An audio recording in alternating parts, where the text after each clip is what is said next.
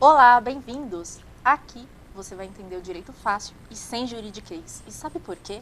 Porque você está no Por Dentro da Lei, comigo, doutora Vanessa Souza. Já pega o seu celular, aponta aqui para a câmera, aponta para a televisão, que você vai direto para o nosso WhatsApp, que é o 11, o 99 14 11 18. Você também pode mandar suas dúvidas pelo Fale Conosco no tvdasartes.com.br. Hoje nós vamos falar sobre racismo. Então, a gente está aqui com o Dr. Rosenil Nicodemo de Lima. Ele é advogado há 37 anos, já teve mais de 30 anos de júri, é biomédico, já foi vice-presidente da OAB de Taboão da Serra. É um currículo extenso, gente. Se eu for ficar aqui, a gente vai ficar 2 horas só falando o currículo desse homem. Então, bem-vindo, doutor. Tudo bem? Oi, Vanessa, tudo bem? Bom dia a todos, bom dia aos telespectadores. E agradecer antecipadamente o convite que você nos formulou, tá? E para que a gente, eu não diria nem que seja conferência, que seja alguma coisa parecida, mas que seja um bate-papo, e que esse bate-papo, ele sendo produtivo para a gente conseguir no resultado, eu acho que para a gente é interessante. Então, bom dia a todos.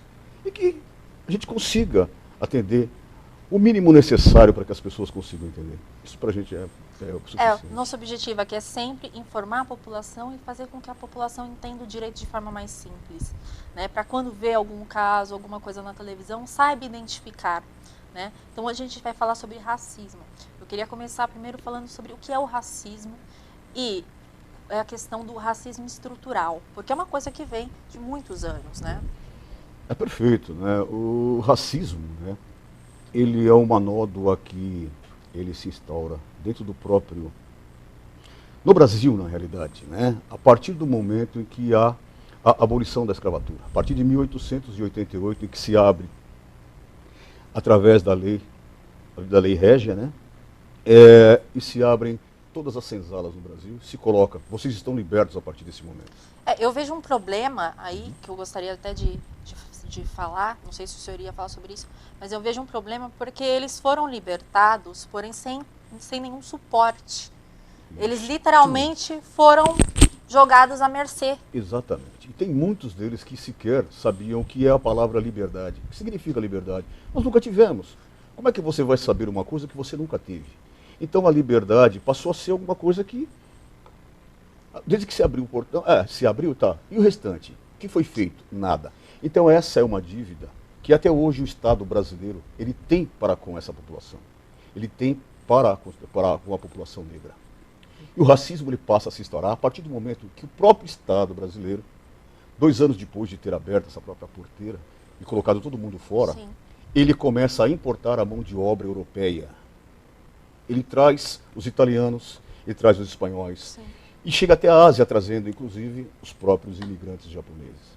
Então, ou seja, por trás disto, o próprio Estado brasileiro ele queria fazer, entre aspas, o embranquecimento da população no Brasil. E aí nós começamos a ter, então, primeiro, sinal de racismo estrutural. Então, o racismo estrutural, já antecipando a vossa pergunta, ele está dentro das próprias instituições. Ele é histórico, ele vem dentro de uma estrutura, tá, onde o Estado, por si só, ele influencia e faça com que isso ele migre para dentro da própria população. Então essa população é deixada à mercê, sem mais nem menos, sem ira nem beira, onde não há qualificação, não há emprego, não há nada, diferentemente de outros países onde a abolição foi efetuada, tá? Mas que a população negra teve, ela foi levada à educação, teve um ao amparo. Emprego. Teve um amparo estatal. Aqui não teve, aqui simplesmente abriram as portas e falaram, vão embora. Estão libertos. Aí só vira um pro outro, o que é liberdade? A gente não sabe. E fica uma coisa que... e aí acaba havendo esse embranquecimento com a chegada dos imigrantes europeus. Tá? E onde o negro, por exemplo, que já detinha todo esse know-how da mão de obra, do trabalho na lavoura, etc., etc., ele perde para essa mão de obra, né, que é importada. Por exemplo, na lavoura, estado de São Paulo, sul de Minas, etc., os italianos vêm e dominam a parte desse momento. E o negro? Ele fica à margem. Sim. Ele não é levado em consideração. Então, ou seja, e muito menos, por exemplo, é treinado para alguma outra coisa que não seja, é, seja escanteado, efetivamente. Tá? Então, o negro realmente não é aproveitado, não tem nada que seja colocado. Então, o Estado brasileiro, voltando ao início da minha conversa, ele Sim. tem essa dívida, e essa dívida ela vai ter que ser paga. Sim. Seja hoje, seja amanhã, ou seja além no futuro, mas vai ter que ser paga. Só terminando o raciocínio um pouquinho só, Vanessa, doutora, no seguinte sentido, ele já começou a ser modificado em alguns aspectos. Por exemplo, a cota racial. A cota racial é uma das formas de se fazer com que o negro, tá, ele obtenha alguma coisa no sentido de que ele possa galgar a estratificação social. Então, uma coisa interessante da cota social, as pessoas muitas vezes que vêm de fora acham que é vantagem. Cota social ela não é vantagem. A cota social ela serve para igualar o branco que tem vantagem. Exatamente. É o contrário, não é isso, doutor? Exatamente. Onde o próprio racismo estrutural, ele nada mais é do que um privilégio à classe dominante. Então a classe dominante branca no Brasil é que já detém todos esses privilégios. Então, por exemplo, né, doar esse pouco que seja, né, a cota, por exemplo, né, que seja, tá, nada mais é do que uma obrigação, é um Sim. reconhecimento. Tá? Então, por exemplo, né, nós podemos chegar mais um pouquinho na frente, mas para que todo mundo entenda basicamente necessário, seria isto. Né? Então o Estado brasileiro tem essa dívida tem que ser paga. Né? O racismo institucional, o que seria? Porque tem o racismo estrutural e tem o racismo institucional. O racismo institucional, ele não é tão previsível, ele não é tão visto quanto o próprio estrutural, que seja faz Sim. parte das estruturas, onde as pessoas um pouquinho mais letradas e centralizadas deixam isso transparecer. O institucional, por exemplo, nós tivemos, e hoje em dia ele está tentando se recuperar no seguinte sentido, onde os concursos públicos, por exemplo, né, onde dava-se, para que você pudesse ter acesso àquele cargo que você almeja, você tinha que ter as seguintes características, tais. E nenhuma delas é uma característica Negra. negra. Então, esse é o institucional, através de concursos, E nós temos, através desse comparativo, né? Quando a gente vê aquela vaga de emprego pedindo para a pessoa ser caucasiano, que é o branco, né? Ou seja, já descarta os negros de uma forma que eles não têm nem... Pegando esse gancho vosso, né? A própria sociedade, olha, se o Estado faz isso, eu também posso fazer. Exatamente. Então ele coloca dessa forma. Então o caucasiano passa a levar a vantagem. Né? Então a classe dominante sempre levou vantagem em tudo, na realidade. Né? E é uma dívida. Sim. E vai ter que ser paga. Eu acho uma coisa que assim, eu sei que na África existe o Museu da Escravidão, tem alguns países que tem Museu da Ditadura. Aqui no Brasil a gente tenta esconder, jogar para debaixo do tapete. Né? Porque aqui não tem o Museu da Escravidão, que eu acho que deveria ter sim, não tem o Museu da Ditadura, aqui a gente gosta de jogar para debaixo do tapete e dar uma escondidinha, né? Nas sujeiras, o que a gente errou no passado. Né? Infelizmente, doutora, porque isso é uma nódoa que não deve ser apagada. Nós tivemos, infelizmente, um colega de profissão nosso, né, que ele, quando foi a libertação dos escravos todos, ele mandou apagar e queimar todo o arquivo negro existente no Brasil. Então, todo o arquivo, toda a memória do negro no Brasil, do negro brasileiro, Sim. ele foi simplesmente extinto. Acabou-se com tudo. Então, como é que se adquiriu o sobrenome? Eu vim ali de onde tinha aqueles laranjal. Tava. Laranjeiras. E onde tinha, que tipo de que tinha mais? Tinha pé de lima. Então, onde tem frutas, por exemplo. Sim. Oliveira, né? Da onde que Carvalho. Sim. Então, por exemplo, esses referenciais passaram a ser, então, o sobrenome. E é um referencial até muito parecido com os judeus também, quando fugiram, que tiveram que pegar rocha.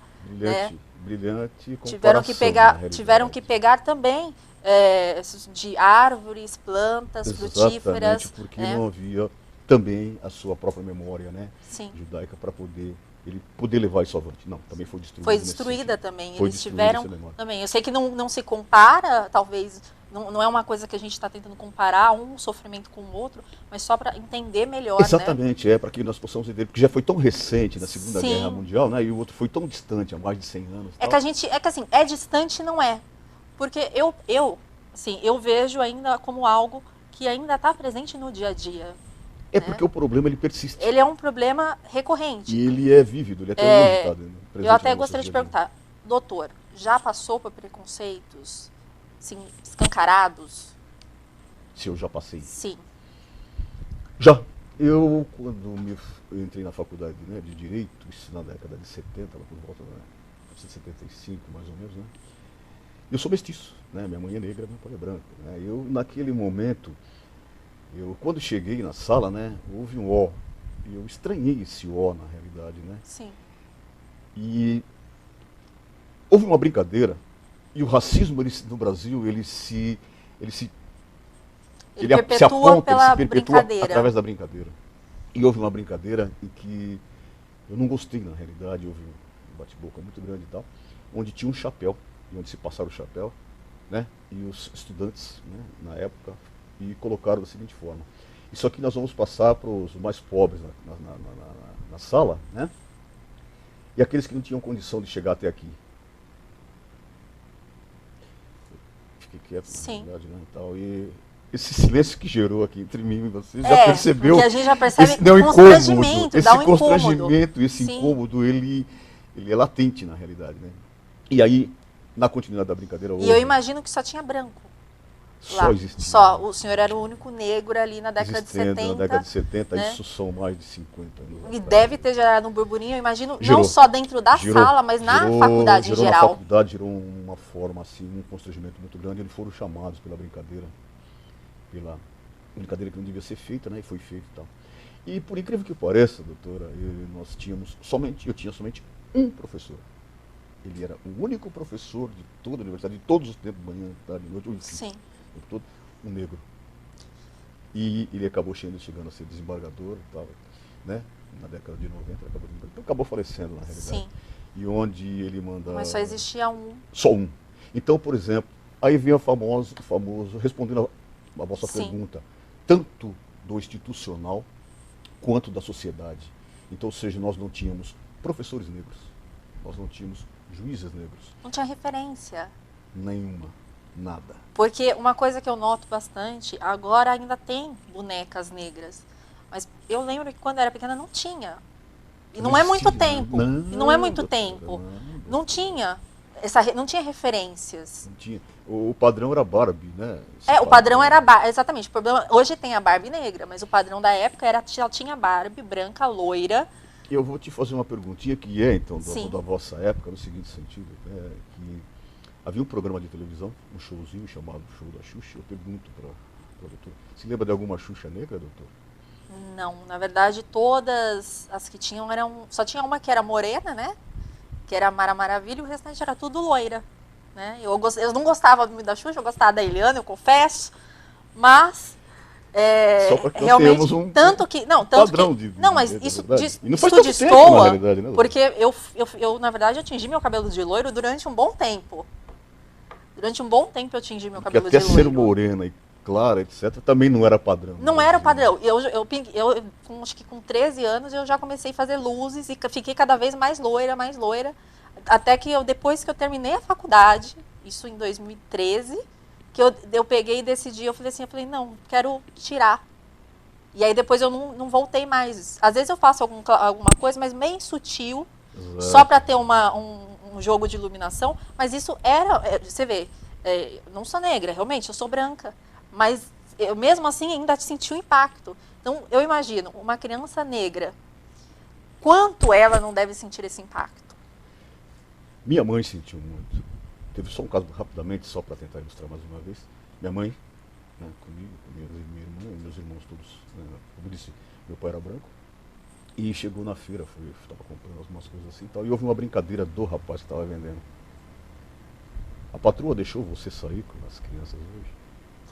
Eu lembro da minha mãe ela sentou e chorou tanto. Mas não sem antes fazer ela fez um estardalhaço. Eu tenho um caso parecido que assim. E aí eu sentei no colo dela e comecei a chorar junto com ela. Poucas pessoas porque eu não sabem. entendi o que era aquilo.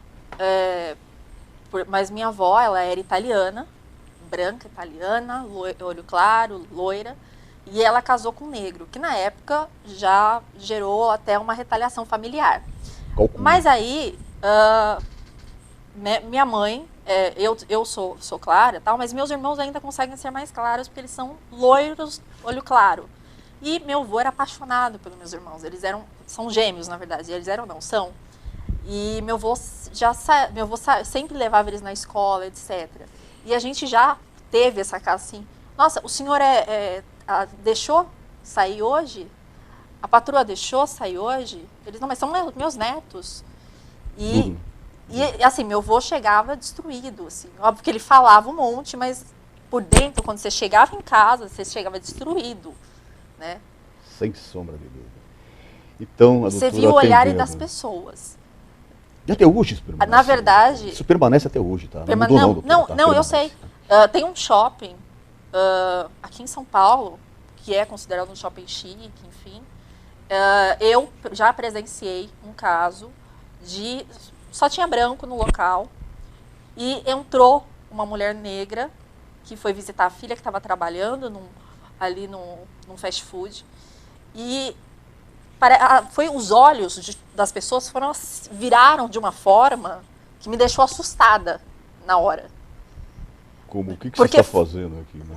Mas não é o seu mundo aqui. Né? A gente estava tão normal, assim, a gente sabe, num momento de lazer, ia no cinema, e de repente a mulher entrou e virou assim, a gente ficou, eu falo a gente porque estava eu, meu namorado, e a gente ficou assustado. A gente ficou assustado com a situação. A gente não sabia onde enfiar a cara pelas pessoas. Complicado, né? É muito complicado. Bastante. É muito complicado. Vamos tocar porque nós vamos ter isso, nós vamos ter que acertar. Nós vamos ter que acertar isso. Alguma hora. Pode não ser no vosso tempo, no meu tempo, no tempo dos que estão aqui com a gente na realidade, tá? Mas isso vai ter que ser acertado. Não tem como, tá? Não dá mais para jogar debaixo do tapete, como a doutora falou. Não dá para colocar mais aquele pano em cima. Não dá para mais dizer que isso não existe, não dá para mais esconder. Isso vai ter que ser acertado.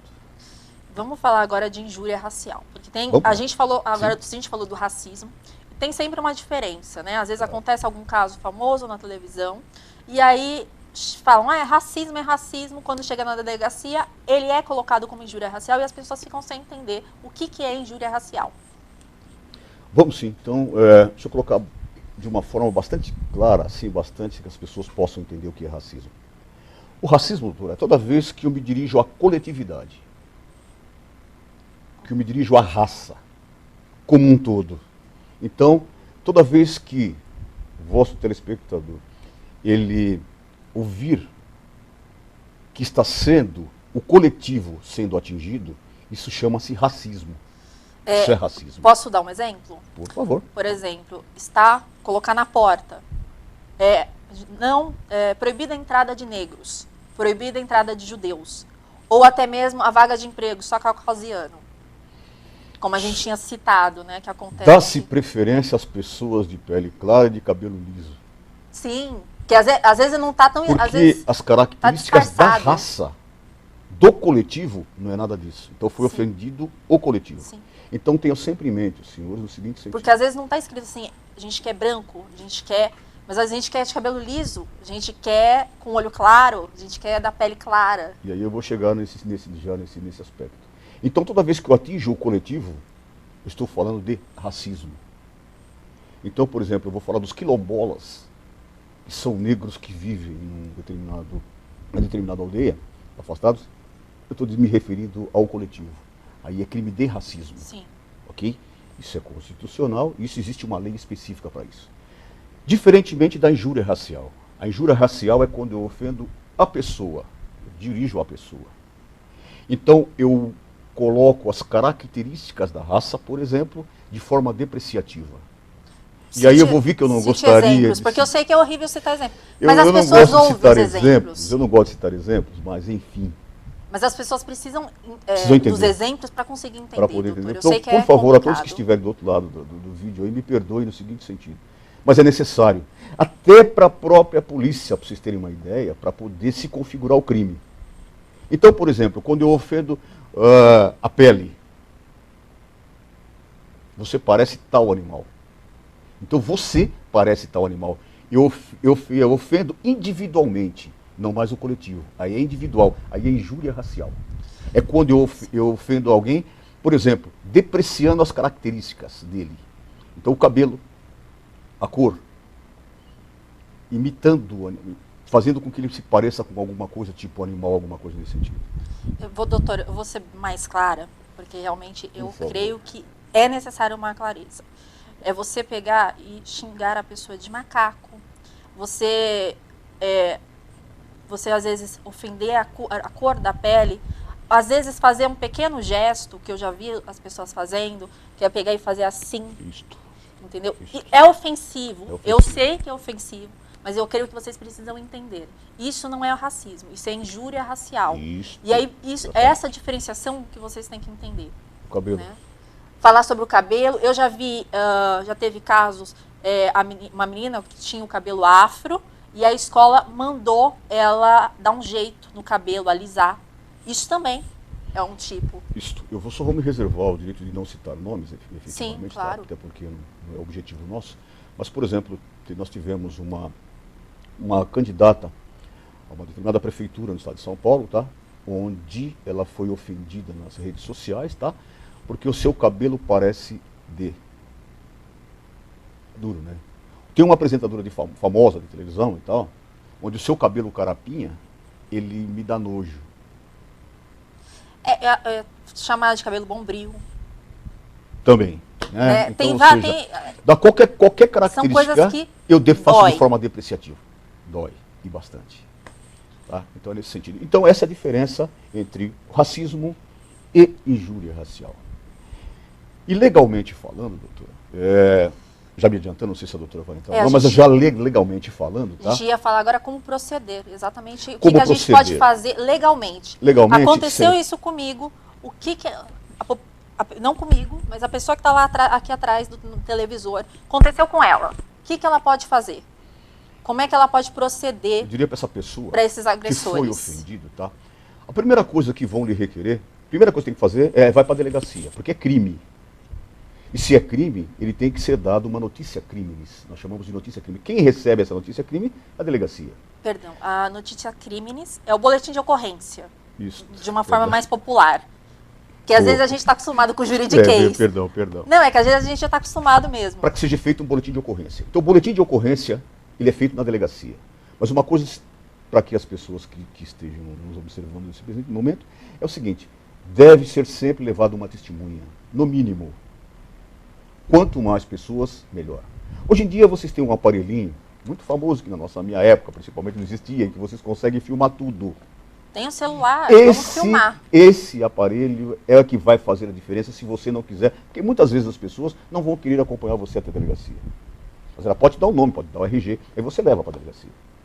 Mas esse aparelhinho, hoje em dia, ele faz a diferença muito grande. Às vezes um terceiro, ele pode filmar, mas não querer ir com você na delegacia, mas dá as imagens para você levar na delegacia, né? E outra coisa, né, voltando só um pouquinho a diferença, o próprio racismo, quando eu ofendo a raça toda, o coletivo, então sempre vou ter mais do que uma pessoa. Então é fácil você registrar o boletim de ocorrência, porque vão ter várias pessoas e várias pessoas irão lá e lá será feito o boletim de ocorrência. Dificilmente as pessoas lhe acompanharão quando é injúria racial. Essa é a diferença. Quando individualmente eu sou ofendido, que nem uma moça que tenta se fazer passar por advogado, e ela não é advogada, dentro de uma padaria, acabou ofendendo a mocinha e tal, etc, etc. Ela acabou dizendo, né, depreciando aquela moça. Sim. Então, ou seja, e foi filmado aquilo. Sim. Então, ou seja, ela não precisa levar testemunha, porque esta prova filmada serve como amparo para ela, legalmente falando.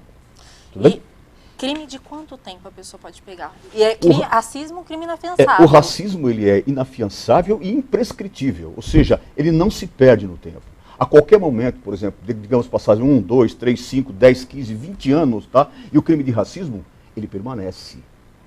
Ele vai continuar sendo crime de racismo, ele pode ser, a qualquer momento, ser reaberto, em qualquer momento ele vai ser feito, e eu posso levar essa informação crime na delegacia, e ela tem a obrigação de ser registrada. Diferentemente da injúria racial. A injúria racial, ela é prescritível, ela prescreve em 8 anos. Então eu tenho um prazo de 8 anos para mim poder levar essa notícia, para poder ser feito o boletim de ocorrência na delegacia. Mas né? a gente pede para que não demorem todo esse tempo. Não, Seja imediato. Isto, Seja exatamente. imediato. Responda Tá. imediatamente à agressão, de forma não, obviamente, de forma de via de fato, mas imediatamente leve isso à delegacia. Perfeito. Imediatamente faça o boletim de ocorrência. Perfeito, perfeito. Então, o racismo ele é imprescritível e é inafiançável. A partir do momento que alguém for preso, tá, ele não paga a fiança e sai. Isso tem que ficar bastante claro, porque às vezes as pessoas confundem. Peraí, foi racismo? Não, calma, porque muitas vezes existe efetivamente, porque ninguém conhece, até a própria imprensa desconhece esses fatos e acaba gerando essa desinformação toda. A injúria racial, sim, ela pode ser afiançada, tá? Ela paga-se fiança e você vai responder o crime em liberdade, diferentemente do racismo. Pena. A pena do racismo, ela vai de 1 a 5 anos. De 1 a 5 anos. E da injúria racial, é de 1 a 3 anos. Mas uma coisa, doutor, não sei se a doutora sabe, eu vou trazer essa novidade para a doutora aqui, eu conheço, nós temos os contatos a partir da própria OAB, em Brasília, né? Uhum. O senador Randolfo Rodrigues, ele já apresentou, já está na Comissão de Constituição e Justiça, já está tramitando na própria Comissão de Constituição, no próprio Senado, tá? Para que aumentar a pena. Então a pena tanto do racismo, quanto a pena de Porque eu ia perguntar justamente agora se tinha algum projeto de lei, eu também antecipei. Porque a pena realmente eu acho pequena. Sim. Eu acho muito pequena. E a intenção do senador é para que efetivamente não seja mais se pague a fiança na injúria racial. Sim. Então se responda efetivamente como um crime inafiançável. Sim. E também passa a ser imprescritível. E outra coisa, ele já sai no mínimo de 5 anos. Para que efetivamente se comece a endurecer as leis desse país, para que possa efetivamente se colocar um fim e se acabar com esse tipo de coisa. Lembrando que 5 anos, gente, já é regime fechado. Isto. Então, é endurecer a legislação mesmo. É reclusão mesmo, 5 anos fechado. A gente tinha alguns casos que a gente ia tentar falar aqui, mas a gente vai ter que falar na próxima, né? Doutor, eu queria que o senhor fizesse um panorama do racismo. O que o senhor espera? Qual que é a conjuntura que o senhor vê nesses 100 anos? E o que o senhor espera daqui para frente? O que o senhor vê? O que eu vejo, na realidade, doutora, é o seguinte, é que essa sociedade, principalmente os grupos ativistas, os grupos sociais, aqueles que efetivamente se interessem pelo assunto, se coloquem de tal forma, para que não deixem cair isso no ostracismo. Isso não pode ser esquecido. Isso é uma nódoa, tá? Que ela não deve, é uma ferida que ela deve permanecer aberta. Sim, deve, mas haver sofrimento, o sofrimento sempre houve. Ele houve durante 300, 400 anos, que houve nos navios negreiros, ainda na própria Casa Grande e Senzala. Uhum. Então já aconteceu isso. O que não pode ser feito, doutora, é ser caído isso no esquecimento. Então esses movimentos sociais, se requerendo, se pedindo, se lutando para que haja igualdade, para que haja justiça, para que haja efetivamente um reconhecimento jurídico acerca da injúria e do racismo no país. Isso tem que acabar. Só que, é óbvio, doutor, não sou assim, a tal ponto de dizer que isso é para hoje, para amanhã, daqui 10 anos. Não, doutor, isso é uma luta aqui, ela vai demorar muitos e muitos anos. Eu não vou estar aqui, mas de onde quer que eu esteja, doutora, eu vou estar ajudando nessa briga lá em cima, efetivamente. Doutor, agradeço muito a presença do senhor, foi esclarecedor. E deixa suas redes sociais, as pessoas podem, se elas tiverem dúvidas, se elas quiserem entrar em contato, elas podem entrar em contato com o senhor como? Assim, doutora, eu tenho meu próprio e-mail, se quiserem, rosenil_lima, @asp.org.br, né? Eu também tenho, através desse próprio e-mail, rosenil, rosenil, Facebook, porque é um nome, né? Rosenil Nicodemo é um nome até sui generis, na realidade, né? Acho que sou o único no Brasil, né? Não tem um homônimo. Então, se colocar Rosenil Nicodemo @Facebook, irão me encontrar também. Responder, não garanto muito, até porque eu não sou muito afeto a essas tecnologias e tal, eu prefiro mais pessoalmente, eu adoro conversar, eu prefiro olho no olho, eu gosto do bate-papo. Eu prefiro isso, na realidade. E o né? doutor é acessível, o doutor está sempre na casa da OAB. Sempre do na casa Taboão. sempre na. Doutor Me é procurem extremamente na acessível. casa, na Ordem dos Advogados do Brasil, na subseção da 211ª, 211, Taboão da Serra, tá? Sempre vão encontrar comigo lá, tal. E outra coisa, sou presidente da Comissão de Prerrogativas, né? Eu sou da regional. Então, ou seja, precisando, se eu puder ajudar a solucionar, que seja em qualquer sentido. Sim, estou à disposição de todo mundo, inclusive da doutora e todos aqueles que necessitarem. Eu agradeço muito a presença de todos vocês que assistiram a gente hoje.